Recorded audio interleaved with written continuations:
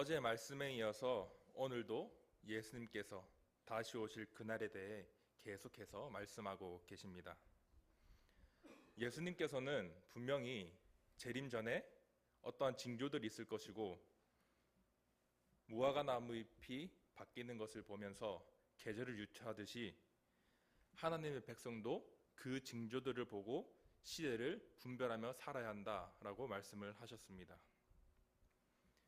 예수님께서는 다시 오실 그날에 어떠한 일들이 있을 것인지 말씀해 주시고, 주님께서 하신 말씀은 천지가 사라져도 변하지 않는다, 사라지지 않는다 라고 말씀을 해주셨습니다. 하나님의 말씀은 세상이 사라져도 사라지지 않습니다. 우리는 그 말씀을 기준 삼아 환난 때를 잘 준비하며 예수님의 재림을 소망해야 합니다. 여기까지가 어제의 말씀이었습니다. 그렇게 계속해서 오늘 36절에는 그러나로 시작이 됩니다. 예수님께서는 앞에 어떠한 징조들이 있을 것이다 말씀하셨지만, 그렇다고 해서 그 날과 그때를 계산해낼 수 있는 것은 아닙니다. 그때가 오긴 오는데 언제인지 모른다. 아무도 모른다. 천사도 심지어 예수님도. 그러나 오직 아버지만 아신다. 어제 말씀 중에 나누었지만 그때가 어느 때인지 확실하게 말씀해 주시지 않은 채 그렇게 어제 말씀이 끝났습니다. 그러나 계속해서 어떠한 일들이 일어날 것이며 어떻게 올 것이다 라는 것은 계속해서 말씀해 주시고 계십니다. 37절에 보시면 예수님께서 오실 때에 노아의 때와 같을 것이다 라고 또 비유로 말씀해 주십니다. 노아 때 그 홍수 사건 때 어땠는지 다들 아시죠? 노아가 방주를 만들고 들어갈 때까지 모두가 심판의 경고를 무시하며 비웃고 조롱하고 그들의 일상생활을 그대로 즐겼습니다. 계속해서 죄악을 지으며 살아갔죠. 노아가 방주에 들어갈 때까지 그들은 평소와 다름없는 삶을 살고 있었습니다. 그러나 깊은 샘들이 터지고 하늘이 열려 비가 내릴 때 그들은 처음에 아마 분명히 비 오네 라고 생각을 했었을 것입니다. 근데 그렇게 홍수가 시작될 때 심판이 그들 코앞까지 다가왔을 때도 그들은 깨닫지 못한 채 그대로 심판을 받게 됩니다.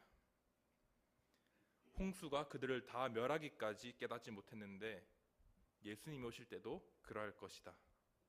즉 노아 시대의 사람들이 노아의 경고를 무시했던 것처럼 이 말세를 살아가는 사람들 또한 복음을 거부하고 마지막 때임을 인지하지 못한 채 그대로 심판받게 될 것이다 라는 겁니다. 또 계속해서 말씀하십니다. 40절 41절입니다. 그때에 두 사람이 밭에 있음에 한 사람은 데려가고 한 사람은 버름등을 당할 것이요 두 여자가 맷돌질을 하고 있음에 한 사람은 데려가고 한 사람은 버려둠을 당할 것이라. 아멘. 남고 가는 것을 통해 구분을 짓고 있습니다. 홍수 때처럼 사람들이 깨닫지 못하는 가운데 남을 자 갈 자를 구분하고 계십니다. 40절에 두 사람이라고 하는 것은 이제 남자격임을 번역되는데, 남자는 밭에서 일하고 있고 여자는 맷돌질하고 있고 이들도 그들의 평소의 일상생활을 살아가고 있습니다. 홍수 때처럼 각자 일을 하면서 평소와 다름없는, 다른 날과 다름없는 것처럼 그들의 일을 하며 일상생활을 하면서 시간을 보내고 있는데, 그때 예수님의 때가 온 것입니다. 그때에 구원받을 사람, 구원받지 못하는 사람들이 분명히 존재하며 그들이 나누어질 것이다 라는 사실을 예수님께서는 말씀해 주시고 계십니다. 그런데 여기서 주목해야 할 표현이 하나가 있는데 40절, 41절 둘 다 같은 말을 합니다. 한 사람은 데려가고 한 사람은 버름등을 당할 것이니라. 딱 말을 들었을 때 어떠한 동사 형태가 아니죠. 수동태의 형태입니다. 즉 다른 대상에 의해 무언가가 당하거나 혹은 영향을 받는 상태를 사용함으로써 이때는 더 이상 내가 원한다고, 내가 노력한다고 구원을 받지 못하는 때임을 말해주고 있습니다. 마지막 때에는 사람을 구원하는 것과 버리는 것의 권한은 전적으로 예수님, 즉 심판주로 오시는 예수님에게 있기 때문입니다. 이렇듯 예수님은 일상에서 언제든지 다시 오실 수 있다라고 말씀하고 계십니다. 그러므로 깨어있으라. 42절, 44절입니다. 세 번역으로 읽어드리겠습니다. 그러므로 깨어있어라. 너희는 너희 주님께서 어느 날에 오실지를 알지 못하기 때문이다. 이것을 명심하여라. 집주인이 도둑이 밤 몇 시에 올지 알고 있으면 그는 깨어있어서 도둑이 집을 뚫고 들어오도록 내버려 두지 않을 것이다. 그러므로 너희도 준비하고 있어라. 너희가 생각하지도 않은 시각에 인자가 올 것이기 때문이다. 아멘. 예수님도 그 누구도 그때가 어느 때인지 모릅니다. 언제 다시 예수님이 오실지 모릅니다. 모르기 때문에 우리가 더 깨어 준비를 해야 합니다. 이렇게 계속해서 그 정확한 때를 모르고 준비는 해야 되는데 언제인지 모른다고 하는 이 말이 막연할 수가 있어요. 그런데 그날은 반드시 옵니다. 예수님이 다시 오시는 날, 심판의 날이 아니라 주님을 만나는 기쁜 날이 되기 위해 성도되는 저와 여러분 그날을 예비하며 준비를 해야 합니다. 말씀으로, 기도로 그날을 기대하며 재림이라는 소망을 가지고 말이죠. 성도는 날짜를 따지는 사람이 아니라 늘 준비하는 사람이 되어야 합니다. 내 상황만 보는 것이 아니라 그 너머에 있는 것들을 보할 수 있어야 합니다. 베드로후서 3장 10절입니다. 그러나 주의 날이 도둑같이 오리니 그 날에는 하늘이 큰 소리로 떠나가고 물질이 뜨거운 불에 풀어지고 땅과 그 중에 있는 모든 일이 드러나리로다. 계속해서 데살로니가전서 5장 2절입니다. 주의 날이 밤에 도둑같이 이를 줄을 너희 자신이 자세히 알기 때문이라. 예수님께서 비유로 말씀하셨던 것처럼 여기에서도 도둑을 비유해서 말하고 있습니다. 그런데 3절에 이렇게 이야기합니다. 그들이 평안하다, 안전하다 할 때 그때에 임신한 여자에게 해산의 고통이 이름과 같이 멸망이 갑자기 그들에게 이르리니 결코 피하지 못하리라. 평안할 때, 안전할 때 멸망이 갑자기 닥치니 피하지 못한다. 우리가 무슨 일이나 아니 무언가를 할 때 그것을 오래 하다 보면 굉장히 익숙해지죠. 근데 익숙해서 방심하는 순간 사고가 터집니다. 그래서 늘 어떤 일을 할 때 주의해서 해야 되는 것이고, 근데 그것이 우리 일상뿐만 아니라 신앙생활도 마찬가지입니다. 내가 익숙해서 안주하는 순간 위협이 찾아옵니다. 그래서 깨어있으라 라고 이 명령형이 그냥 단순히 눈 뜨고 깨어있으라가 아닙니다. 그레고레오라고 번역된 헬러 단어는 주의하다, 경계하다는 의미로 정신 차리고 주님의 날을 예비해라. 주님이 다시 오신 그 날을 의식을 하면서 믿음으로 준비된 삶을 살아가라 라고 말씀하고 계시는 것입니다. 영적으로 나태해지지 말고 늘 깨어있어 언제든지 예수님을 맞이할 준비를 해야 하는 것입니다. 우리가 어느 순간 신앙생활을 하다 보면 너무나 익숙해서 너무나 편안해서 나도 모르게 안주할 때가 너무나도 많습니다. 늘 찬양하는 것들, 늘 기도하는 내용들, 평소와 다름없는 똑같은 날들, 그 날을 지나오면서 여러분들은 어떻게 준비하고 계십니까? 인간에게는 성장의 기간도 있고 성숙해지는 기간도 있고, 그렇지만 반대로 쇠퇴할 때도 있습니다. 육체적으로도 영적으로도 늘 건강할 수만은 없습니다. 늘 성장만 있을 수는 없습니다. 준비되어 있지 않으면 언제든지 넘어지고 쇠퇴할 수 있습니다. 그런데 우리는 늘 넘어지고, 늘 쓰러지고, 늘 지치고, 그런데 우리가 준비되어 있으면 이것을 충분히 넘길 수 있습니다. 그러나 우리가 준비되어 있지 않으면 조금만 힘들어도 넘어지고 쓰러지고 다시 일어날 수가 없습니다. 그대로 쇠퇴하게 됩니다. 그러기에 우리가 늘 영적으로 준비하고 깨어있는 저와 여러분 되기를 축복합니다. 계속해서 45절에서 47절 저희 한 목소리로 천천히 읽어보도록 하겠습니다. 시작. 충성되고 지혜 있는 종이 되어 주인에게 그 집 사람들을 맡아 때를 따라 양식을 나눠줄 자가 누구냐? 주인이 올 때에 그 종이 이렇게 하는 것을 보면 그 종이 복이 있으리로다. 내가 진실로 너희에게 이르노니 주인이 그의 모든 소유를 그에게 맡기리라. 아멘. 혹시 이 말씀을 읽었을 때 생각나는 장면이 있으신가요? 혹시? 이 모습은 그 당시의 문화였습니다. 한 집의 주인이 잠시 여행을 가거나 집을 비우게 될 때 주인이 한 종을 세워서 이제 집안일을 맡기는 그런 문화가 있었습니다. 식솔들을 케어하고 다른 종들을 이제 또 케어하고 먹을 것을 주고 관리하던 것입니다. 보디발의 집에서 모든 것을 맡았던 요셉처럼 주인을 대신해 집안을 책임지고 이제 케어를 해야 되는 그런 종입니다. 이러한 문화를 가지고 이제 비유로 또 말씀하시는데 집주인이 돌아와서 보니까 이 종이 일을 너무 잘해요. 요셉처럼 진짜 다 맡길 정도로 일을 너무 잘합니다.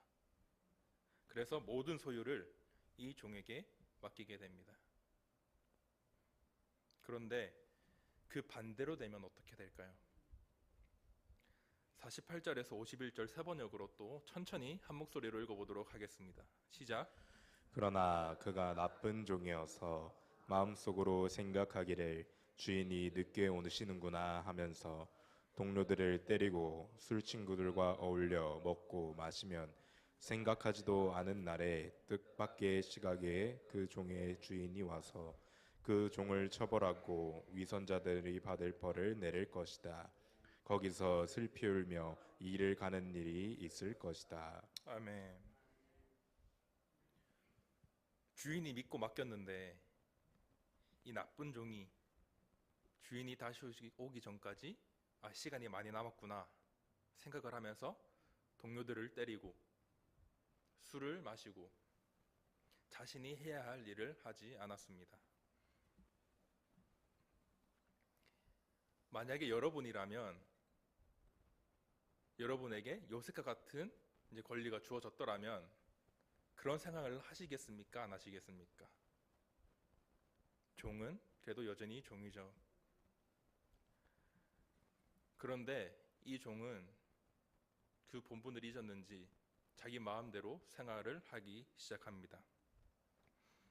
그런데 주인이 생각보다 일찍 와서 보니까 이 종이 준비할 시간도 없이 자신 했던 일들을 다 들키게 됩니다. 맡은 일은 제대로 안 하고 악한 일들만 행하고 화가 난 주인이 이 종을 엄히 때리고 당연히 받아야 할 벌에 처하게 됩니다. 동료들을 때렸다고 하는데 다른 종들을 때렸다고 하는데 아마 이 때림보다 더 심하게 맞았을 것입니다. 이렇듯 예수님께서는 우리에게 각자에게 복음의 사명을 다하라고 하셨습니다. 맡겨진 자리에서 충성되게 살아가라고 하셨습니다. 우리에게 때에 따라 양식을 나누어 줄 일을 맡기시고 승천하셨습니다. 우리는 주님이 언제 오실지는 모르지만 주님께서 그 맡겨주신 일, 그 일을 충성되게 해야 될 줄을 믿습니다. 충성되고 지혜 있는 종은 주인이 언제 다시 오는지는 모르지만 자신이 맡겨진 일, 그 본분의 일을 다 끝까지 최선을 다하고 자기가 감당을 했습니다. 반대로 악한 종은 주인이 올 때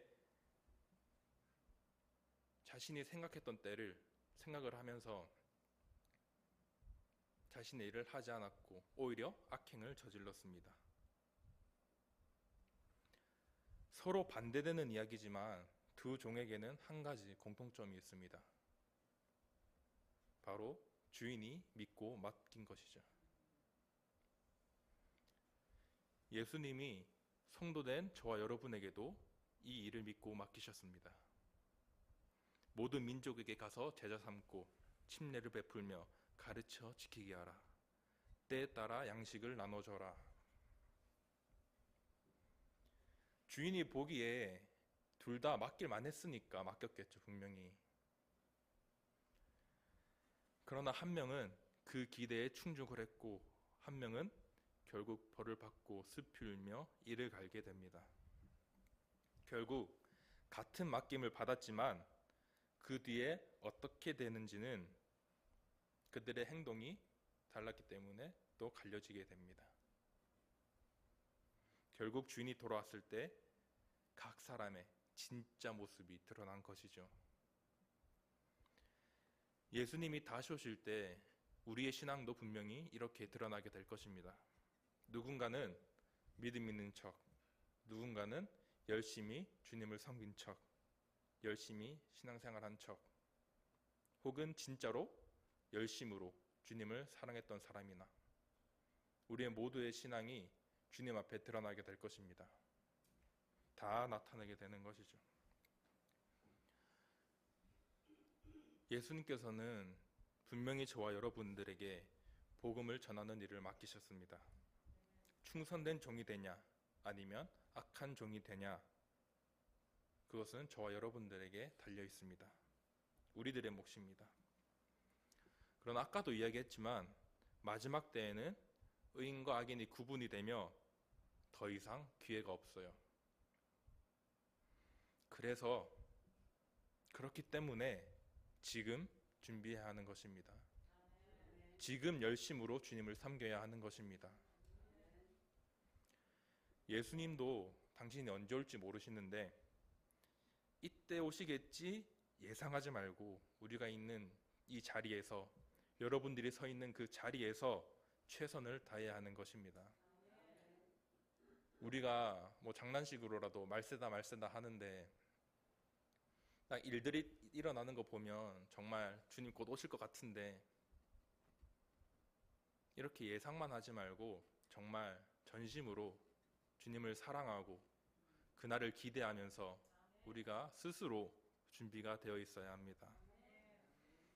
하나님을 믿는 사람들에게는 예수님의 재림은 분명한 소망입니다. 그러나 믿지 않는 사람들에게는 심판이죠. 당장 코앞으로 다가와도 몰라요. 안 믿어요. 그러나 하나님은 그런 사람들까지 구원해 주시기를 원하십니다. 디모데전서 2장 4절입니다. 하나님은 모든 사람이 구원을 받으며 진리를 아는 데 이르기를 원하시느니라. 아멘. 예수님께서는 승천하시기 전에 지상 대명령을 통해 우리에게 명령을 하셨습니다. 비록 제자들에게 이야기는 한 것이지만 그 명령이 우리에게까지도 적용이 되는 것이죠. 하나님께서 복음을 모르는 사람들, 그런 사람들까지 구원을 해주시기를 원하는데 우리가 움직이지 않으면 그 사람들은 주님을 들을 수 있는 기회조차 없을지도 모릅니다. 그러면 그들은 그렇게 심판의 날을 맞이하게 되고 영영 지옥불에 떨어져 살아가게 되는 것이죠. 여러분, 주님께서는 언제 오실지 우리는 알지 못합니다. 그러나 우리는 반드시 그날이 올 것을 압니다. 그러기에 주님께서는 마지막 때에 관하여 말씀하시며 계속해서 우리에게 깨어 있어라, 준비해 있어라 말씀하시고 계십니다. 그때는 아무도 모르지만 언제든지 오실 수 있도록 그때를 위해 준비하고 있으라고 당부를 하고 계시고 있습니다. 그때 가서 더 열심히 할 걸, 그때 신앙생활 더 열심히 할 걸, 더 잘할 수 있었는데 후회하는 것이 아니라 지금 최선을 다해 주님의 일을 하시기를 바랍니다. 말씀과 기도에 힘쓰며 영적으로 늘 깨어있는 저 여러분 되기를 축복합니다. 어제 말씀 마지막에 이렇게 끝났습니다. 천지는 없어질지언정 내 말은 없어지지 아니하리라. 변하지 않는 진리의 말씀으로 우리에게 말씀하고 계십니다. 그때는 반드시 오니 깨어 준비해 있어라. 물론 아무도 모를 그때를 위해 최선을 다하는 것은 분명히 힘든 일입니다. 그러나 우리의 소망은 예수님의 재림이고 그때를 기대한다면, 정말 소망한다면 우리가 기쁨으로 최선을 다할 줄을 믿습니다. 우리에게 마지막 때는 심판의 때가 아니라 주님 앞에 나아갈 때가 될 것입니다. 이 소망을 가지고 말씀과 기도로 항상 깨어 준비하고 늘 각자 자리에서 최선을 다하는 저와 여러분 되기를 주님의 이름으로 축원합니다.